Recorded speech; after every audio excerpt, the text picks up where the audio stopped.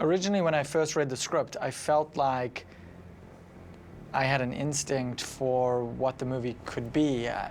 It's hard to explain.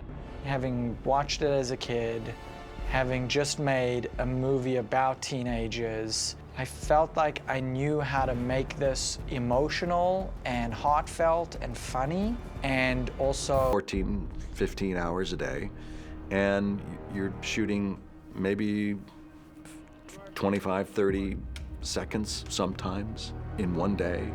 Sometimes it's a few minutes, and it's out of sequence always, so you're there. It's going to be in the first 2 minutes of the thing. This is going to be in the last. This is going to be in the middle. So it's all over. It's like putting together a giant jigsaw puzzle, and you see the pieces, and you go, I think that's going to go best here, and then you put together the puzzle, and the director looks at it and goes, yeah, I think I can do better. I'm going to take some of these apart and reconnect them, because I think I want the flow to really happen naturally. I'm very focused on the day and very particular about the takes that I'm getting and the direction I'm giving to the actors in order to arrive at a certain result. And I only move on, obviously, as I'm sure all directors do, once you are completely happy with that result. Now you've taken that result, and now you have to redo it because of something.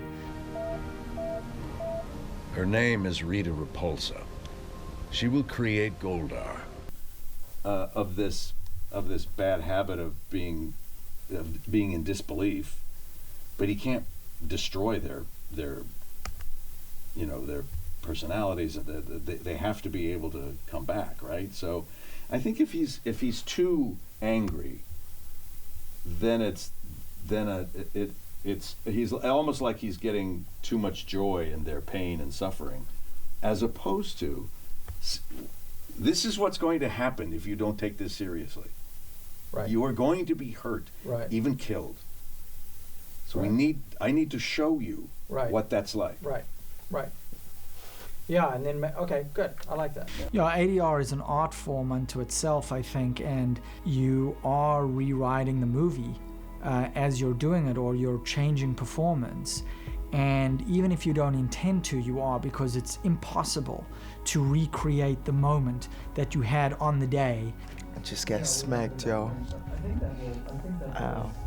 In my experience, it's never as good as what you did in production, but you can get pretty close. Jason, my Ranger team died defending the crystal from Rita. That's why I'm in this war. And it's a very tricky thing, I think, for the actors to be able to put themselves in that space. Kim, I got your back. And also be technically correct so that the sync hits, etc. And I find it to be a very difficult part of the process. But you don't actually know what's going to be the most effective, and you want to give your director as many options as he or she can have. She nailed Jura when I cast green tan pray tun sak. So you do a range of them, and I always, let my director know I feel strongly about the second one, much stronger than I did about the fifth one we did, just so that they know and maybe pay more attention to that. And I think you have to be very careful not to break a kind of intangible thing that you may have created. The upside is to try and build on what you've done. And it is a process where it almost feels like you're shooting again, but the environment in which you're doing it is so completely different. That's just a tricky part of the process. That's the part of the collaborative process, is that you're not acting by yourself. You have to, I always try to come in with ideas and questions and challenges and do a variety of deliveries for my director. Rangers, welcome to training. Rangers, welcome to training. Rangers, welcome to training. Rangers, welcome to training. But I will also always say I feel strongly about this one, more so than that one. So you have your input. and then you let it go. And because it's really then up to the director to assemble all the comments and thoughts and his or her own sensibility and present the final cut in the best way they see fit. We talked a lot about what Rita sounds like, you know, what did the world sound like? What was the language that they used? You know, we like made up this language. And something else, don't quote me, but it's real. We used a linguist. She learned the language. She learned the language, and she actually knew how to speak like that. I did not. I can't speak for Bryan. Jura wene screen ten pretunsak. Oh, am I supposed to? Oh, I'm matching lips now. Okay. But I know, according to Dean, Elizabeth was the one that took it the most seriously and actually learned it and could speak fluent. Ellen Shonoskesel Zordan.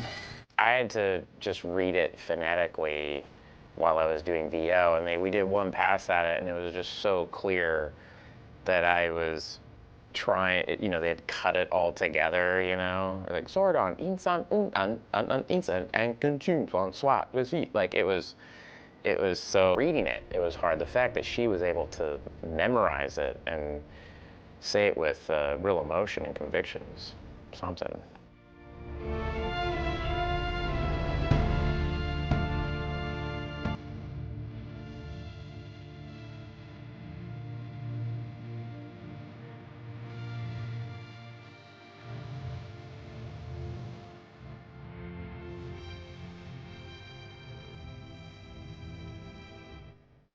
Yeah, Bryan and I started talking about the movie before I even shot the film, and I'm very proud of the score. He and I talked about just an overall vision for the score, what the music could do, and we found as we worked on it, really made sense, was taking these new themes for Power Rangers and making them so they center around the drama. The music's really written for that area of the movie.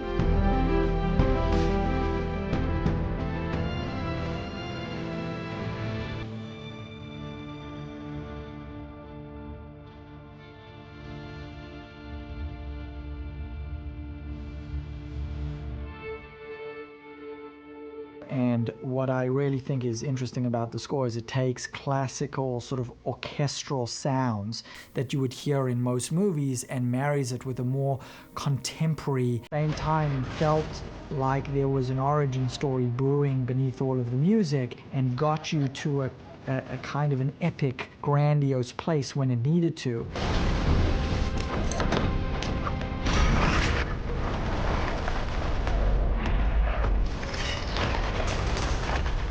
Hold the line.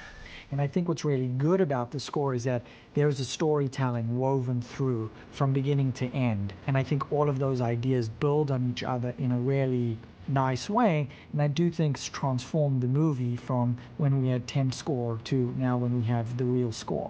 I am used to now on my, I don't know, it's about 100 films now, being in that position of being the last person on the film to create a new voice for the film. And so while I'm used to it, it never escapes me the responsibility that it is. And it's what's amazing about this process is that you are hopefully improving, or at the very least you are changing the movie almost every day. And that is exciting, and it's also scary because you've worked so hard to get the movie to a specific place, and now you're starting to put the score in, and the score will inevitably change it and shift it, and you have to make sure that you're integrating it in the final mix. Go back in the day, the movies were silent and they had a piano player in the theater, you know, so its origins came from music being the sound and it really giving you the emotion. And then you get to, you know, Steven Spielberg movies with John Williams, and it becomes the sound of the aliens, and it becomes the sound of, you know, this shark. And now in this era, there's a lot of sound effects because you can layer 5 million tracks on Pro Tools.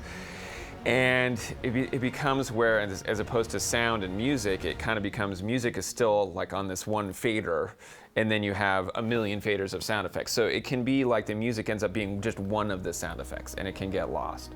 The thing that's great about what Dean really tried to do, and the sound department on this film went for, was they knew emotionally you needed the music to cut through. So there are various scenes that establish the music where there's just a shot of them as the Power Rangers walking towards camera, and they just hold the shot and they let the theme play and there's nothing else.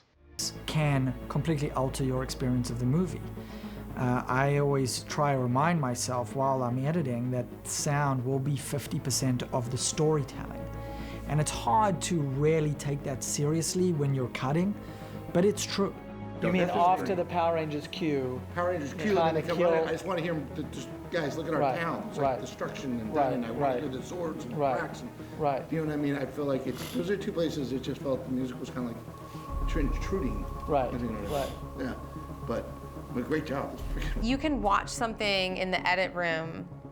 I did this as a director, and you just thought, like, it's not working. It's not working. It's flat. Like, it's not exciting. And then the sound design team goes, hang on a second, and they hit some buttons and turn on. Wrong, you leave a scene and realize, wait, I don't think that I actually picked up the information I needed to. I'm a little behind on what I was meant to be feeling. So you have to remain really hyper-vigilant, I think, the whole time, and it makes mixing an exhausting process. The morphing I thought was actually playing quite well. Like, I think the music is playing nicely. I think the effects kind of give it a cool feel. I think at the end of the morphing, the flash frames need effects. Needs like a staccato build to the big boom. Because little moves here and there can really change the feeling of the movie, and you have to stay, I think, vigilant about what you always intended from day one all the way through to the very last day. Even when you think it's done, I think it's never really done because of all these elements.